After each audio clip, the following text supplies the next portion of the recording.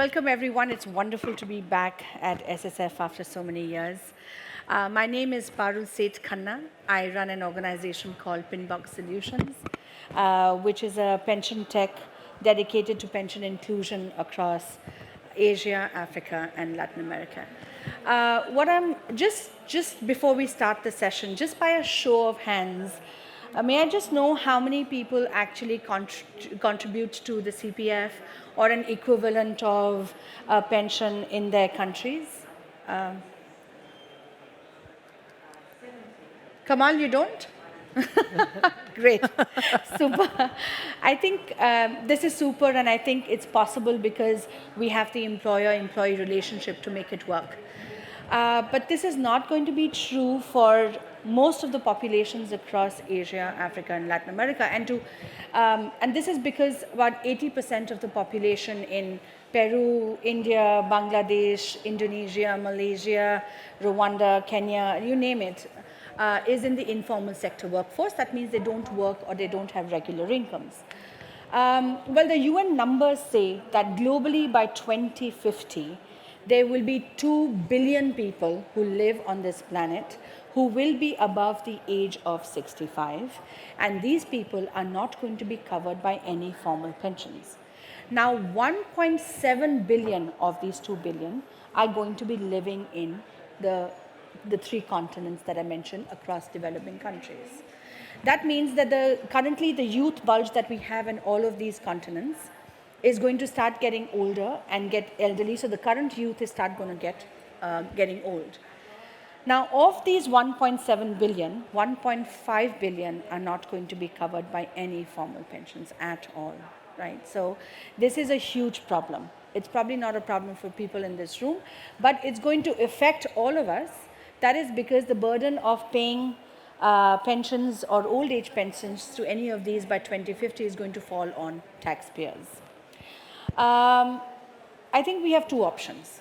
One option is that we could have, let it be, and by 2050 or 2060, when the people start aging, the government pays out any kind of tax-funded benefits to all these people, which clearly is not going to be an option because you will be looking to pay even $1 a day pension.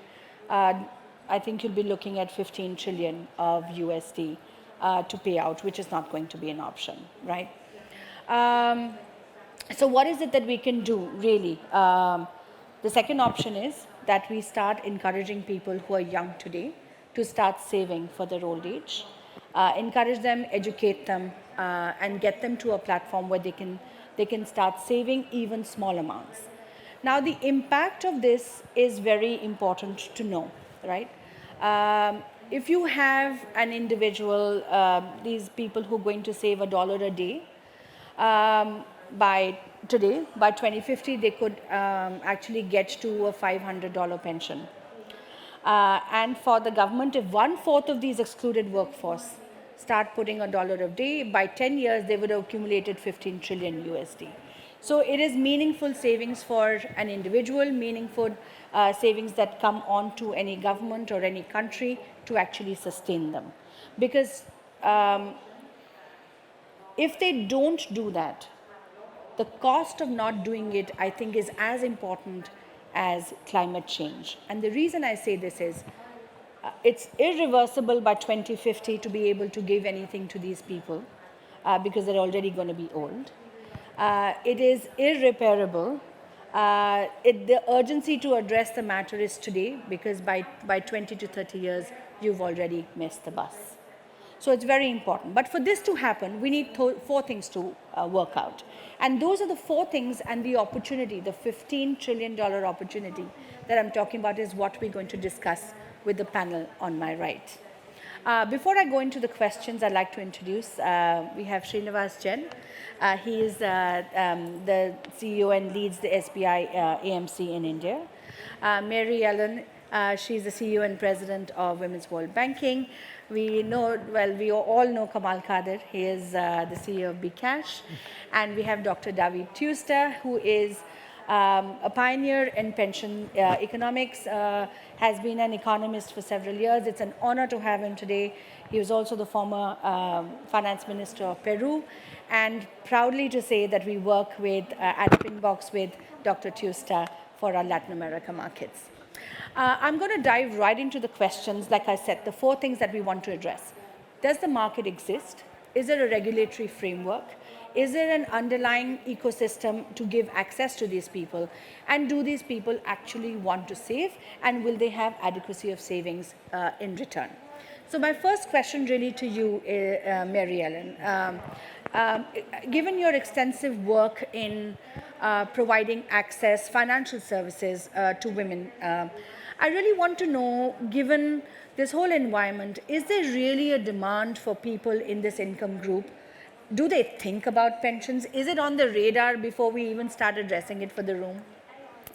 So thank you so much for having me here and for asking these really important questions, because I think the question of demand and awareness are 2 very, very different things. So certainly when it comes to savings and savings products, I can say unequivocally that we see across all of the markets we're working in that women, particularly women in the informal sector, women who are currently excluded from the formal financial system, are much more likely actually to be drawn to the formal sector, to come to formal financial services because of a desire for a safe place to save, not for credit. Is that savings account a gateway to a loan or to other financial products? Sure. But it's the safe place to save, the confidentiality. Women place an enormous premium on being able to keep what they're saving, how they're saving, what they're saving for, secret to themselves. So their husbands, families, neighbors are not aware that they're saving or what they're saving. So there is a tremendous demand. And when you add the digital component, even more so. The more that you can make it frictionless, seamless, easy for a woman to make a deposit.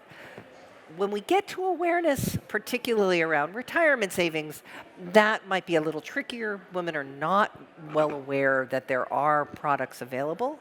But once made aware, and again, we can talk about this later with the panel, when we make it as frictionless and as easy as possible, and we have some really great examples, particularly in India, where the barriers to entry a long-term retirement savings are quite low. You're seeing enormous take-up, great volume. So I can say unequivocally, when you have the awareness combined with that demand for that safe long-term place to save, you've got a market. Before I go to Latin American, Dr. Tusta, to you, one quick thing. Mary Ellen, if all these individuals we could have access to, and you ask them one question, do you want a pension? Is it going to be a yes or a no, or I don't know? That's a good question. So have you explained what it is and what it means? Yes, because yes. that's absolutely crucial. Certainly we're seeing amongst women, even in cultures where it is very much, the obligation of children to take care of their parents, take care of their mothers, women want some level of independence. They want money that gives them the right, the say, the flexibility to make choices and not be only dependent on their children for for the way they live their lives as older people. So the answer tends to be yes when you explain it in those terms. Another thing that we're seeing in India, and you and I have talked about this, Pearl, is the APY product that the government has made available through the sort of no-frills bank accounts that the Indian government has established has a one-time payout at the death of the spouse, but then the pension for the wife continues afterwards. That is enormously powerful. There's a great fear that her life will utterly change upon the death of the spouse, and what happens. So I think with the appropriate level of education, and again, getting back to awareness, the answer would be yes. Yes. Oh, I think that's very encouraging, which would bring me to you, Dr. Tusta. David, I think Mary Ellen has brought up a very good question on, sort of education and trust, right? And a lot of the trust comes with the regulatory and policy framework. Now, Latin America has been, I think, has been working on pension reforms since the 80s. So probably the oldest the continent who's been working on pensions the longest. There has been, I think out of all developing countries, Latin America has about 30 to 40% coverage amongst the informal sector workforce. How much of the regulatory framework and commitment actually fuels to this demand that we are addressing? Thank you very much. Well, I think that the regulatory bodies or policy makers in not only Latin America, but also in every emerging economy in the world has a pending task regarding how to develop solutions for the huge segment of the population working as independent workers in the formal or informal sectors. I mean, the two options that has been taken until now, the most important is the ones you mentioned in your introduction. I mean, doing nothing, okay? This is, we need to take into account this. They let the family networks to solve the problem, but this is unsustainable, as we already know, according to how transition demographic is evolving.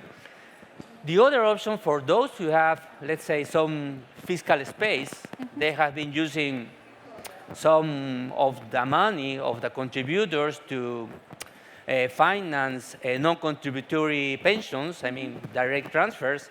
But some of these countries has been experiencing now some limitations, okay, some fiscal deficits, and now they start again to reduce these transfers. So, I mean, the only sustainable solution, the only sustainable policy that can be developed is to find alternatives for this huge potential in the informal market, in independent workers, to start savings. And I think that the microfinance development during the, I don't know, 3 or 4 last decades can give us an example about the space or the potential that we have also in the savings area for informal sector. Because it's, I mean, savings is the mirror in some way of credit. I mean, if you have people who are asking money, who are asking financing, okay, so they save in order to pay. They use some of the money to do that. So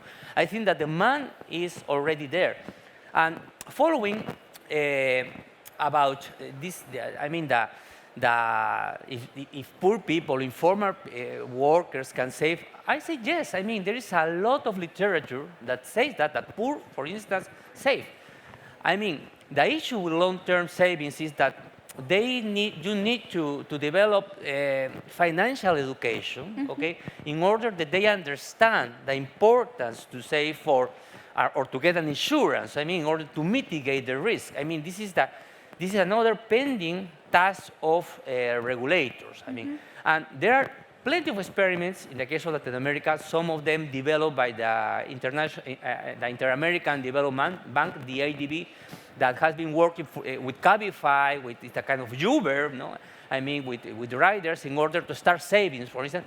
And when they know about the importance of this kind of savings, they do it. I mean, there's a lot, I mean, of interesting results from this experiment. So I think that until now, regulator has been taking timid steps, okay, in this area, but I think that the potential is there. I mean, and we need to continue preaching to regulators, okay, in order that they open their minds to this issue. Sure. I think I love the candidness of the regulators have been timid to do this. And I think there is a lot of dialogue that needs to come out of the trust and the education that needs to be done.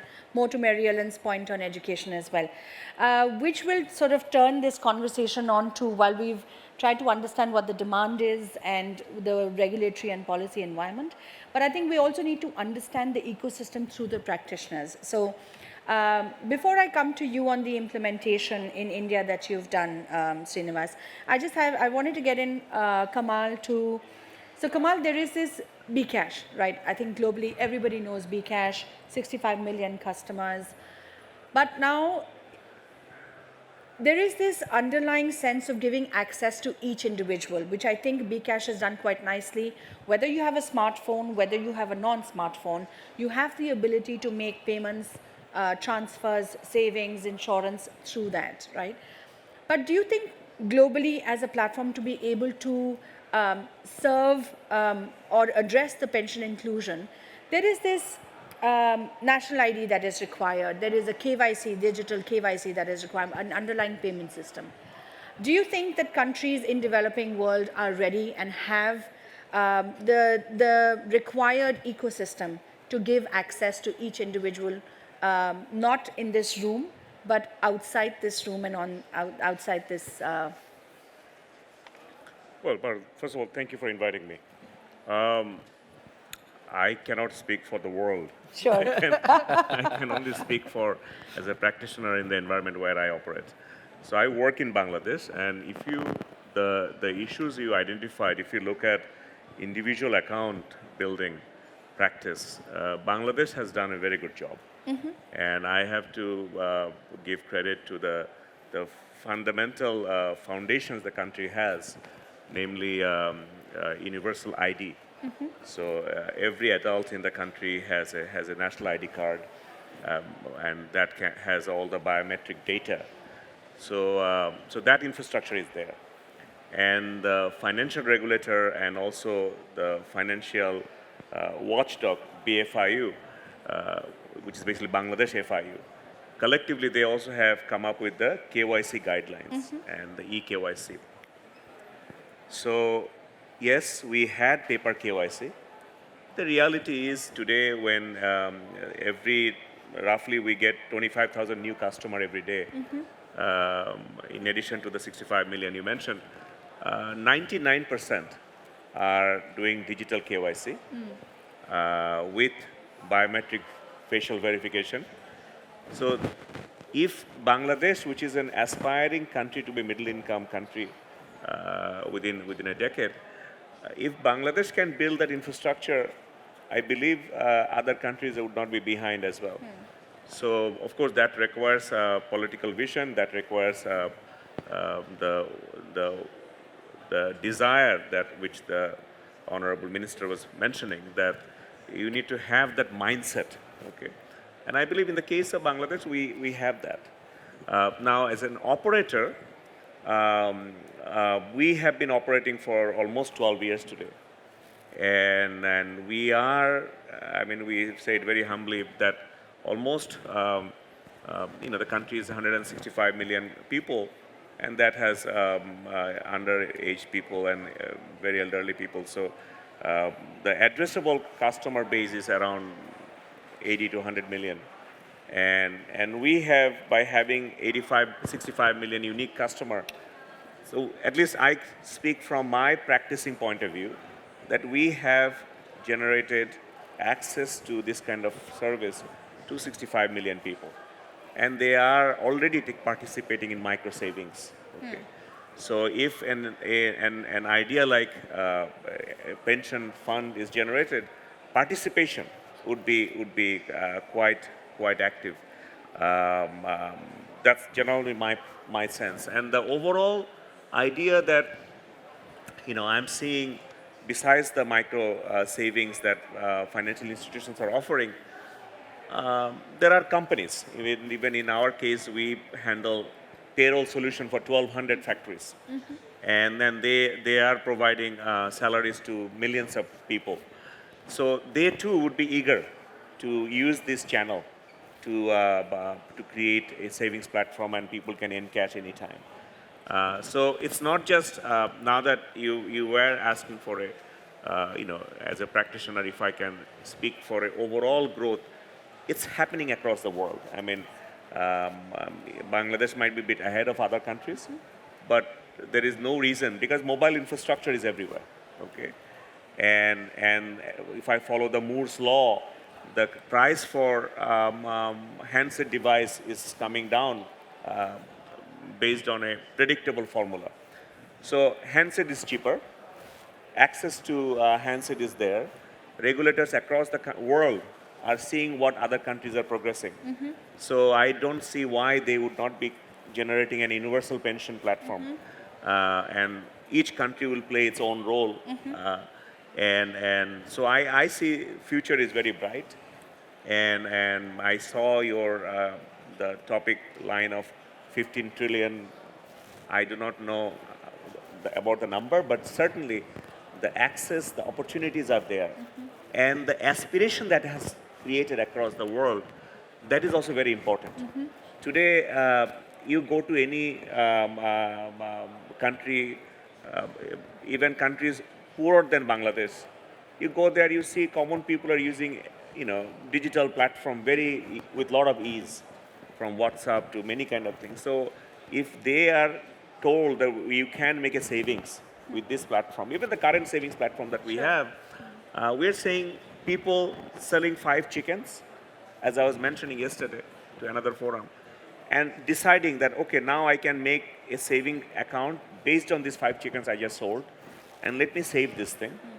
And the system is offering a reminder next month that do you want to make another savings.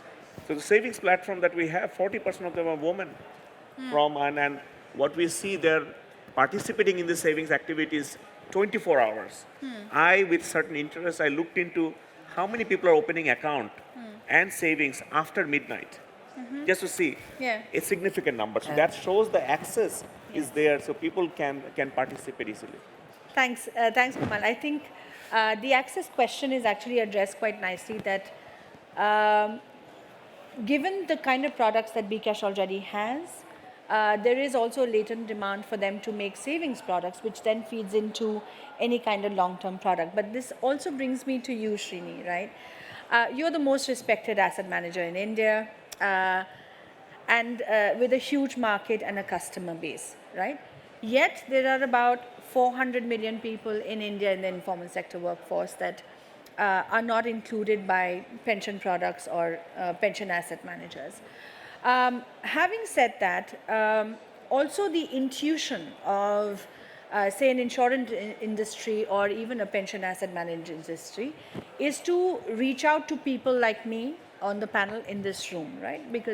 So how is it that we can see organizations like yours to be able to deliver pension products or long-term savings products to the informal sector workforce? Yeah, thank you, Parul, and thank you for inviting me also to the panel. It's an interesting question, right? So a few years ago, when we looked at this problem, it was a difficult problem to solve because at some level there were frictions, there was unit economic issues, there were access issues, and like Mary Ellen said, it's also an education issue.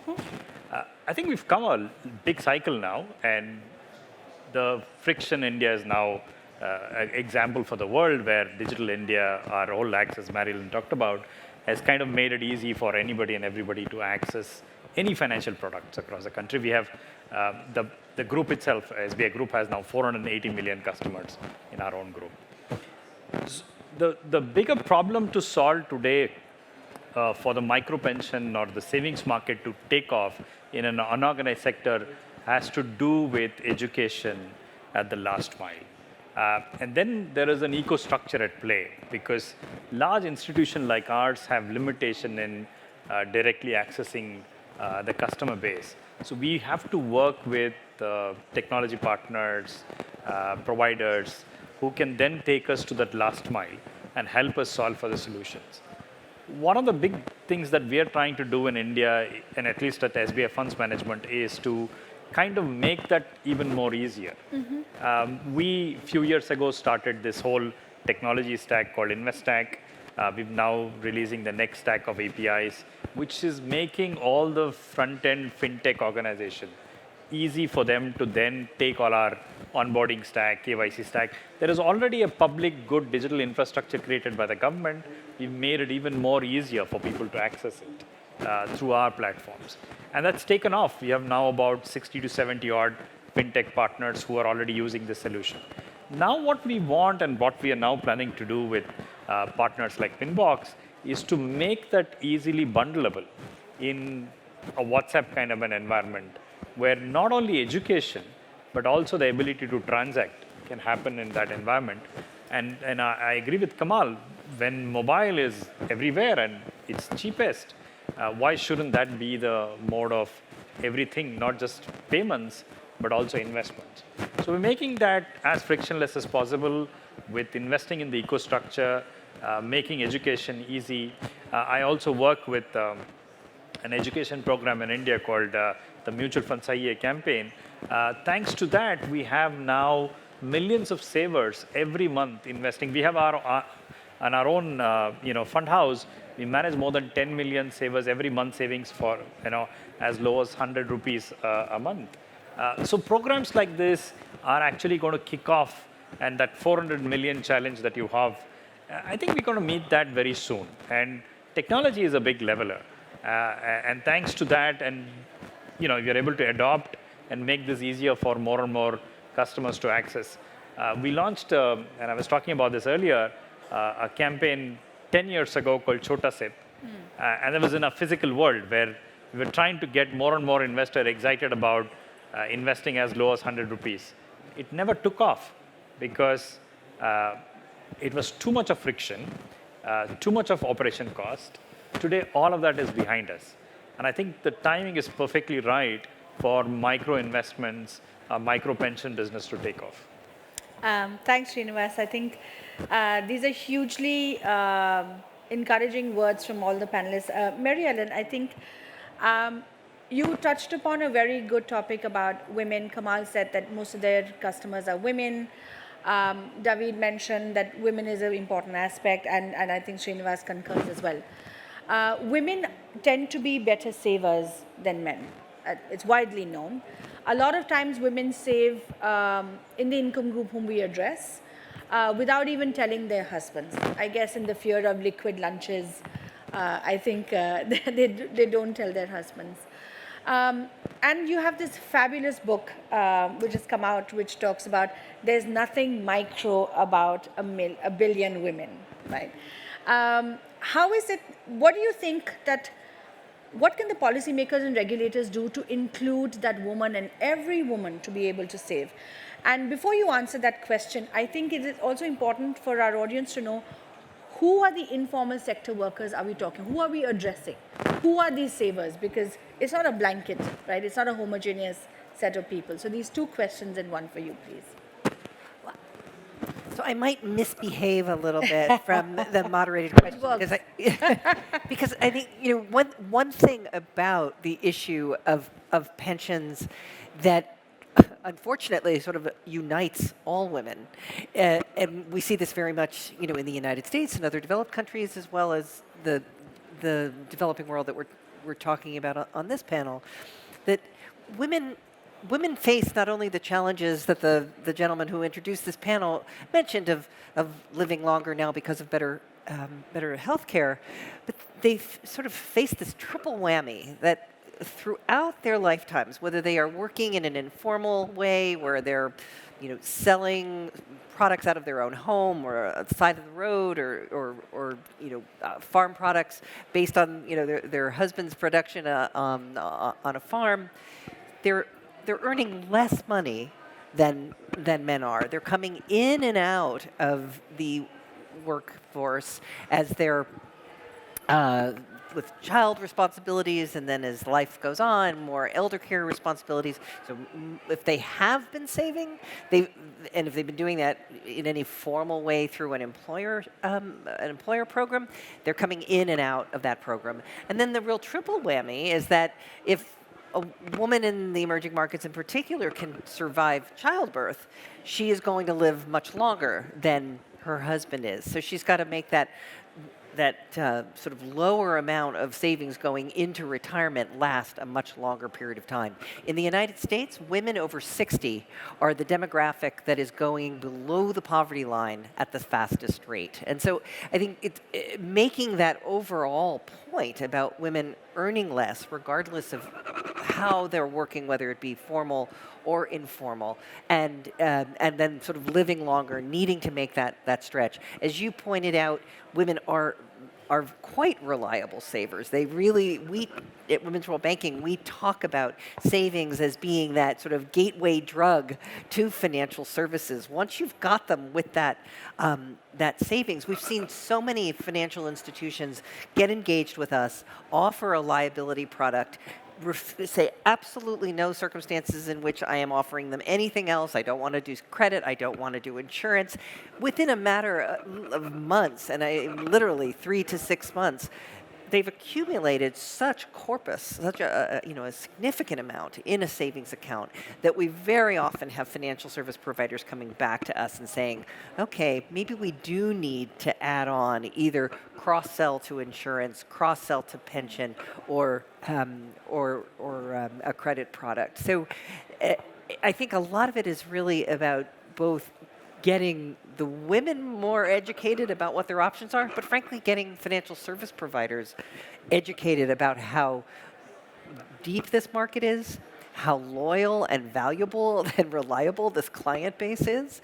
And then the thing that I think it's always so impressive when Pinbox makes the point about how impossible it will be for governments to fill that retirement savings gap. But what I think Latin America has shown us is it's really building that depth of pension, that depth of retirement savings that has really turbocharged their capital markets and has created domestic capital markets and a depth of domestic savings, domestic liquidity that has allowed growth and infrastructure development, those long-term investments that we know have to be made, whether it be for climate change or for any other reason, power, anything else that the developing world needs to power itself. That can be generated through domestic savings and retirement savings in particular. Thank you. I think the part about generating actually savings that, of course, are for individual consumption. But I think it also makes a use case for governments to encourage this, which brings me to you, David, right? So governments have a use case and an intention to actually move towards pension inclusion. The reason being, the cost of giving old age pension to the future elderly, which is the current young, is very high.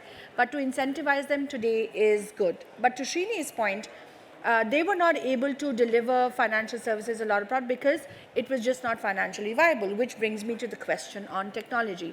So what can regulators and policymakers do? Because pension platforms usually work on legacy formal sector platforms, right, which don't work for informal sector workers because there is no monthly income and hence no monthly payouts. So what can the regulators do to make this more acceptable?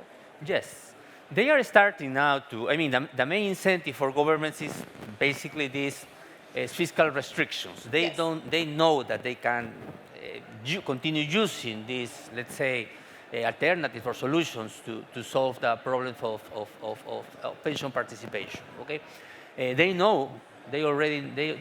also know that that traditional way of setting a pension system that was basically setting for formal workers cannot work for independent workers. So they have this very clear.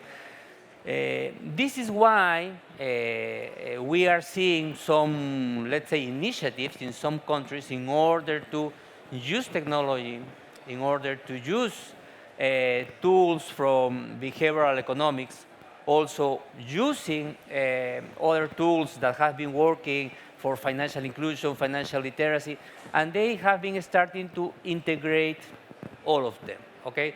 So I think that this is a silver lining there in order to continue taking steps in this area.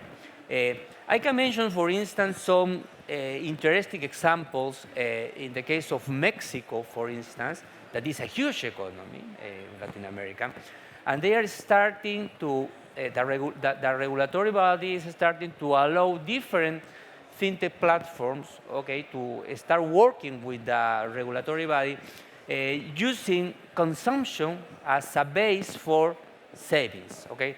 A kind of award schemes, okay? In order that you buy something, so you have, let's say, a percentage of your consumption that goes directly to your pension accounts, okay?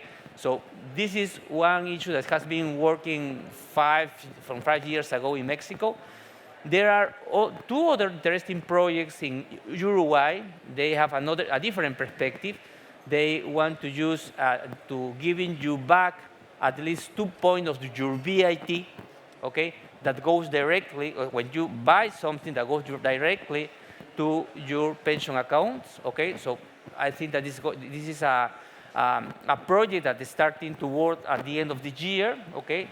We have also interesting initiative in Brazil that is also a huge economy that is allowing independent workers to buy longevity bonds. They decide when they want to retire, and the government provide all the setting in order that you buy the respective bonds for the years you are going to retire. No? This is a model that was developed by Robert Merton, okay, that name is Selfies. I don't know if you are familiar with that, and it's now adapted to Brazil, okay?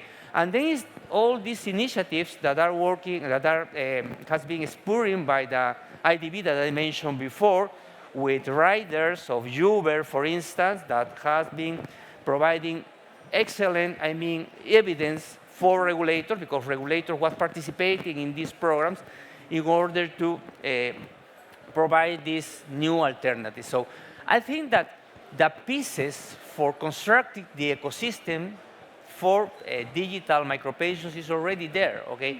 And regulators are starting to understand that. So I think that in the coming 2 or 3 years, we are going to have interesting news about how digital micropensions are starting to get traction in the region. Thank you. I know the timer is ticking at my face. I just want the organizers to give us just 5 more minutes over. Kamal, just to you, I think on David's question on the regulators are looking at it, there is policy intention, they want technology to work. It is in the interest of the governments to start today than to be able to incentivize later. Bangladesh has recently come up with some pension reforms to include informal sector workforce. And I think one of the backbone of a lot of work that is done on pension inclusion, and the reason I say this is that pensions is a product that everybody has the longest relationship with in financial products, right? You're putting in money for 20 to 30 years and you're taking out money for 10 to 20 years, right? What is it that Bcash has plans, or is there a role for Bcash to play in the current mix of products that Bcash offers in addition to the savings and insurance products? And is this something that because I personally feel that organizations like yours have already a captive audience who's used to an app that they work on. And bundling products or giving a cross-sell on products could be one way because you're already meeting their interim needs. So is there a role for Bcash to play in Bangladesh on pension inclusion? Well, a very fundamental way, I think the day you start making a saving, when you are participating in any kind of savings, that's the day you come out of poverty. And I don't have any empirical data behind it, but that's the hunch. Now, to make savings, 2 essential things are required. One, you need a store value account where you can store this thing. You don't want to put the money under the mattress and feel that you are savings. In the case of Bangladesh, a service like Bcash has become the collective mattress for 65 million people. Okay. So that's one. The number 2 is the having a guaranteed safe and secure arrangement. The way regulator has defined services like Bcash under the regulation we operate, it has 2 essential elements. Customers' fund protection and central bank's complete visibility where the money is. So I think that has given a lot of confidence and the success of services like us. Now, on top of that, when you add government's pension commitment and intention, I think it has tremendous opportunity to generate result. And one interesting thing that fascinates me personally, is, for whatever days we look back for conventional banking, is that middle class will be saving and the industrialist would be accessing that capital and building infrastructure, building factories, hospital, all this kind of commercial values generating institutions. But today, technology is allowing very poor people to participate in the financial platform. So instead of putting the money in the pocket or money under the mattress, you're putting the money in the system, and you feel very safe because you can access that money anytime you want. The same reason you carry money in your pocket. But at the same time, that money is now utilized to create a capital pool that financial institutions across the country, across the nation has access to. So therefore, even the poor people are today participating in the nation building activities. So under that principle and that philosophy, if a national pension scheme is created, not only it creates tremendous capital pool for national purposes and uses, and there will be definitely right governance that money is protected like the way our service has been built. And I think the country like us are quite progressive and quite mature in terms of participating with such vision. So I think we're quite prepared, and I'm also excited that policies are evolving. Regarding our immediate participation, something that I mentioned earlier when you asked this question, we have already created savings platform where customer can save any time of the day. Money doesn't stay with us, money stays with the financial institutions. We are regulated by central bank. Those institutions are also regulated by central banks. The protection is definitely there. And such arrangement is already, we're seeing very, very good results. And we are seeing, like I know in my platform, a customer can see 5 different companies offering the time they open the account. That X will offer Y, Yes. X will offer A, Y will offer B, Z will offer C. So this kind of marketplace also gives a lot of confidence, and the customers decide based on those understanding. Yes. So the summary is customers are now have access, and regulators are protecting the system, and practitioners like ourselves and many others should be working hard to make sure these services are proliferating across the country. I think one of the biggest things and the most important thing is that Bcash has created trust, right? That the plumbing works. When I want to access my money, I have it. When I want to save it, I want to invest it. Yeah. That makes a difference. Which brings me to the last question. Parul, I'm sorry, I don't want to interrupt. Trust is not only based on how I look. Okay? Oh, 100%.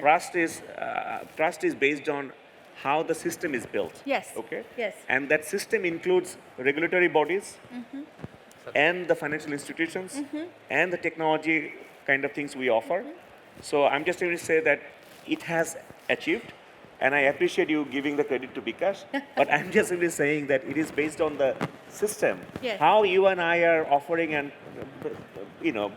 sharing our ideas with certain clarity of thoughts is not enough. It's the system and the regulatory bodies and the different